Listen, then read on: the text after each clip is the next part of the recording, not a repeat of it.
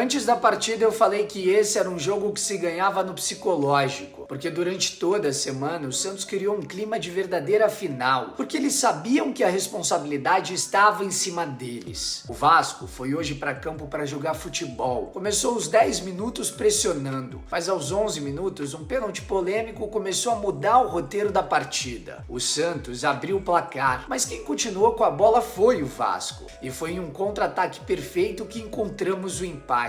O primeiro tempo terminar 3-1 era uma fatalidade que não condizia com a partida, mas o Santos encontrou 2 gols em 2 falhas individuais. No primeiro, o Verratti perdeu uma bola aérea pro Dodô e o Paulinho não marcou o Rincon, que apareceu livre para empurrar para a rede. No terceiro, Zé Gabriel escorregou no meio de campo e entregou todo o setor aberto para o Peixe avançar. Apesar do resultado, esse jogo não tinha acabado ali. O Vasco tinha mais a bola e sabia que poderia buscar o placar porque a partida estava extremamente aberta, e Ramon sabia disso também. Até por isso ele tirou Praxedes e Zé Gabriel, que não fizeram um bom primeiro tempo, para botar uma equipe um pouco mais avançada. Entrou Payet e entrou Sebastião. Esse segundo destruiu com toda a estratégia do Ramon. Depois de Soteldo pisar na bola no canto do campo, o atacante do Vasco perdeu a cabeça e iniciou toda a confusão que destruiu com o que tinha pensado o nosso técnico. Com a expulsão de Medel, o nosso time ficou extremamente aberto e se oferecendo para que o Santos matasse a partida. E foi exatamente isso que aconteceu. O próprio Soteldo decidiu em um contra-ataque que nem foi de tanta velocidade, mas ninguém voltou para marcar e mostrou que o Vasco ali já estava entregue. A gente pode até falar das polêmicas e da péssima arbitragem do jogo, mas o que definiu a partida de hoje é que o Santos nos chamou para um jogo psicológico e nós caímos igual patinhos desnorteados. O 4-1 talvez tenha ficado até barato pelos inúmeros erros cometidos no dia de hoje, mas sabíamos que seria difícil.